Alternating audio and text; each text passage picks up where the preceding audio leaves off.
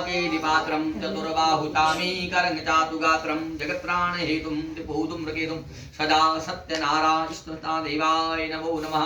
सशङ्खचक्रं सगरीटिकुण्डलं सफेदवस्त्रं सरसीरुहेशं सहारवक्षं स्तुल्बहुदुस्रं नमामि शिरसा चतुर्भुजम्। ॐ नमो ब्रह्मण्यदेवाय गोब्राह्मणहिताय जगदाय कृष्णाय गोविन्दाय नमो व्यासाय विष्णुरूपाय व्यासरूपाय विष्णवे नमो वै ब्रह्मनिधे वासिष्ठाय नमो नमः। अच्चतुर्वदनो ब्रह्मा दिवाहुरतेन परो हरि अभालोतनं शम्भो भगवान् बादरायणः। सूजी महाराज इस महापुराण को स्कंद महापुराण को कहाँ सुना रहे हैं? नैमिषारण्य में छह लिखित वाची सुन रहे हैं। कह रहे महाराज, हे सूजी महाराज, जब उन दूर लकड़हारे को और ब्राह्मण को मोक्ष प्राप्त होगा, सत्य की बेला चली, फिर कौन सी बेला आई, कौन सा युग का प्रारंभ, उसके बारे में मुझे बताइए। सूजी महाराज कहते हैं उसके बाद जो है त्रेता युग का आगमन हुआ। और सबसे पहले जो राजा है त्रेता युग, उनका नाम है उल्कामू नाम के राजा। उनके एक संतान थी। कहने का यह मतलब है कि यह व्रत जो अनेक चीजों को फल को देने वाला है। जो बात की कमी है मन में प्राणी सोचे और फिर पूजन करे, घर में संकल्प करे। जब यज्ञ पूर्ण हो जाता है और जब संकल्प पूर्ण हो जाता है तो फिर भगवान की भक्ति करे, भगवान कथा घर में करे। ऐसा क्रम करे, भगवान जिंदगी भर प्राणी का चलते रहता है। भगवान का पूजन करें, कुछ भगवान से मांगे, धन समृद्धि को देने वाले का भगवान, कोई कमी नहीं है। संतान को, विवेक को, धन को, समृद्धि को, विद्या, जो भी कमी प्राणी के बाद में मन में ध्यान करें भगवान का और पूजन करें और सारा काम सिद्ध होता है भगवान के पास। वह उस राजा के पास में संतान था। एक बार नाजी महाराज का आगमन हुआ उसके राजमहल में। नाजी महाराज ने कहा कि जब सत्युग भी नहीं हुआ था, सत्युग का भी आगमन नहीं हुआ था, उस समय मैं भगवान के पास में गया। मुझे भगवान के बहुत सुंदर व्रत के बारे में बताया जिसका नाम है सत्य भगवान का व्रत। हे राजन, एक बार घर में पूजा पाठ आप करो, आपका सारा कार्य संपन्न हो जाएगा, सारा सिद्धियां प्राप्त हो जाएंगी, आपको सब मिल जाएगा। तो राजा कह रहा महाराज मेरे पास बहुत प्रजा है, यह कथा में हल्ला गुल्ला भी नहीं होना। शांत, क्योंकि भगवान का कैसा आकार है? शांताकारं भुजगशयनं पद्मनाभं सुरेशं। शांताकार है भगवान और भगवान का नाम है सत्यदेव। सत्य के देवता है भगवान। सत्य ही बोलते हैं, सत्य ही सुनते हैं और सत्य की ही बातों को समझ में आती है, सत्य की बातों को ही अनुगमन करते हैं भगवान। जो प्राणी सत्यता के बाद से पूजन करता है, भाव करता है, भगवान तुरंत सुन लेते हैं उसकी बात। और कह रहे हैं कि मैं प्रजा बहुत हल्ला गुल्ला करेगी, पूजा और जगह भी होती है। तो नाजी महाराज ने कहा यह पूजा मंदिर में भी होती है, मठों में भी होती है, देवालय में होती है, तीर्थ में होती है। तो तीर्थ से शामिल होता है। तो मगध जैसे कानपुर नाम के नगर में रत्नसारपुर एक नगर है गुजरात शहर में, उस शहर के बाद में जाकर के सुंदर बड़ के पेड़ के नीचे ऐसा मंडप नाजी महाराज ने बनाया और राजा रानी को बैठ के पूजा करने लगे। जब पूजा कर ही रहे हैं उसमें साधु नाम का बनिया नाव में सामान लेके वहां से निकला है। उसने देखा कि राजा पूजा पाठ कर रहा है, कौन सी पूजा पूछना चाहिए। राजा के पास दंडवत प्रणाम किया। कहते हैं कि हे राजन, तुम यह कौन सी पूजा पाठ कर रहे हो? यह पूजा करने से क्या फल की बात की मुझे बताइए। ओम गंगा तरंग रमणी जटा कलापम गौरी निरंतर विभूषित वाम भागम नारायणं परिमिदंग मदापहारम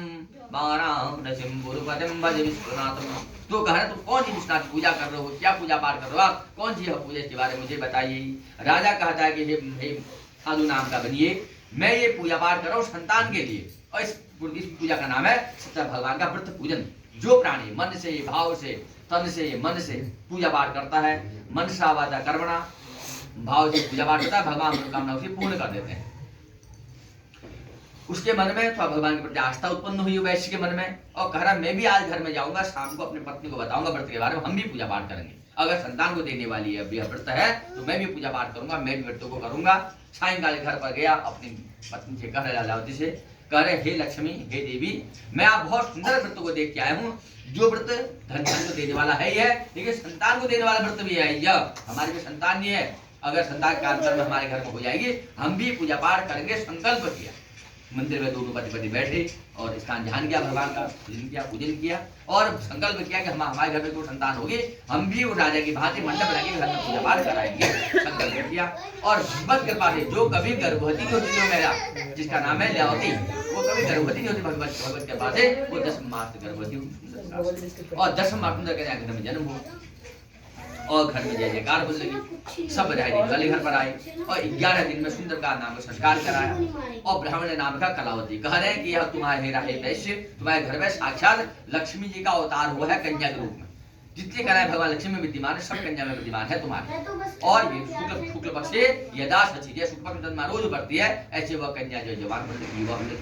और जब नामवशर का संपन्न हुआ तो उसके पत्नी ने कहा कि महाराज तुमने कहा था घर में कोई संतान हुई, हम पूजा पाठ करेंगे, तो करें पूजा पाठ। ब्राह्मण को बुला के पूजा मंडप बनाए, पूजा पाठ करें। तो वैश्य ने कहा नहीं अभी नहीं करने पूजा, कह रहा जब मेरी कन्या की शादी हुई, जवान युवा हो जाएगी तब शादी करूंगा, उसमें कन्या के विवाह के समय पूजा पाठ कर लेंगे। भगवान को आश्वासन दिया और अपने व्यापार को चला।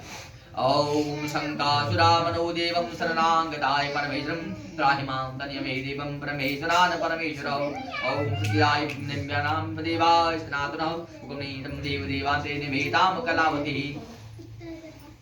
और पिता के घर पर कन्या रोज बढ़ने लगी। भगवान के प्रति आस्था थी उसे, भगवान के प्रति बड़ी साधना करती, भक्ति भाव करती, भगवान पूजन नमन वंदन करते। और इस प्रकार की जो है कन्या कितनी होगी, 5 वर्ष की। उस समय में कन्या की शादी 5 वर्ष में हो जाती। अब वैश्य कन्या के लिए पति ढूंढने लगा, बहुत समय जगह गया, लेकिन कहीं पति की तलाश में कहीं भी उसे पति नहीं मिला।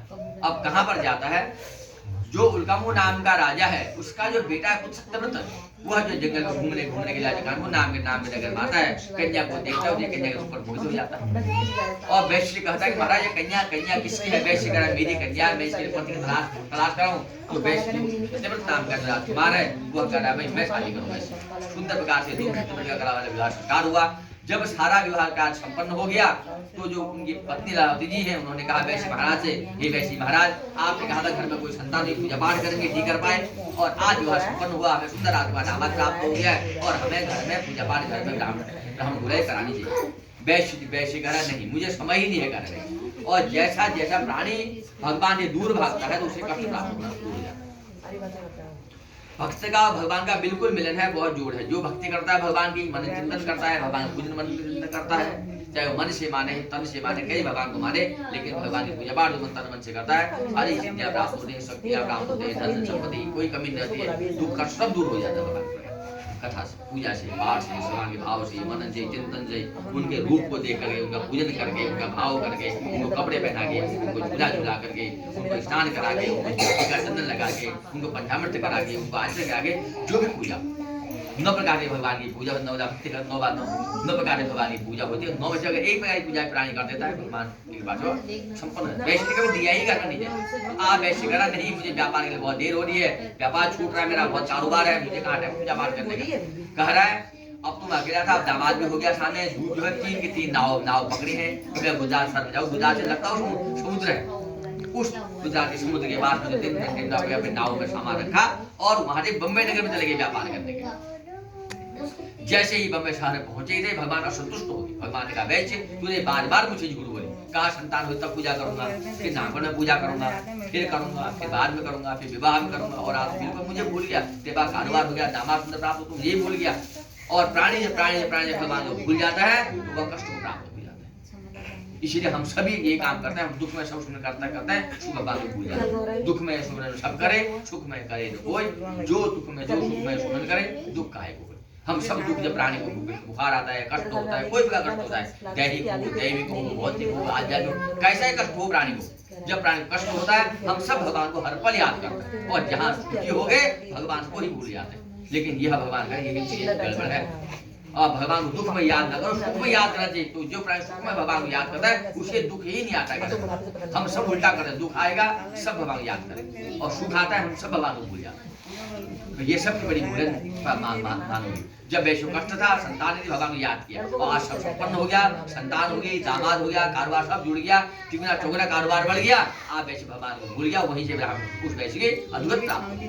भगवान ने कहा साबित कर जा भयंकर दंड प्राप्त होगा। और आज चंद्रगिरी राजा के नगर में जाकर के दूतों ने पकड़ा और जेल में बंद कर दिया।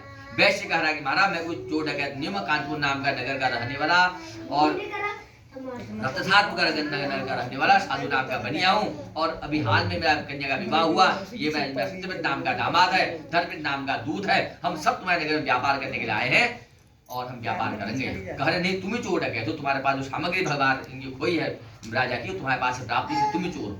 तीनों को पकड़ा है, जंगल बंद कर दिया। और वहां पर जाकर उन्होंने विनती कर रहे भगवान के, भगवान पास में अब नहीं आ रहे। ओम नारायण नमो नमः। शुक्लांबरधरं विष्णु शशिवर्णं चतुर्भुजं प्रसन्नवदनं ध्यायेत् सर्वविघ्नोपशान्तये। लाभस्तेषां यस्तेषां कुतस्तेषां पराजय येषां दिवदस्यामोदधियस्तु जनार्दन। समुन्दरवसने देवी पर्वतस्ते दमण्डिते विष्णुपत्नी नमस्तुभ्यं पादस्पर्श नमोस्तुते। अनेक कार्य स्तुति गान कर रहा है भगवान के, लेकिन भगवान पास में नहीं आ रहे। उनको पता है कि झूठा है वैश्य, इसलिए भगवान पास में नहीं आ रहे। और भगवान ने साबित कर दिया और वैश्य को भयंकर कारागार प्राप्त हो गया। और स्कंद देवा खंडित नाम बदमा विवाह संस्कार कर्मणः धन्यवाद रूपेण गृहं निदत्तं निवास तावत् कथां तृतीयो अध्यायः। बोलिए जगदीश्वर भगवान की। श्याम सुंदर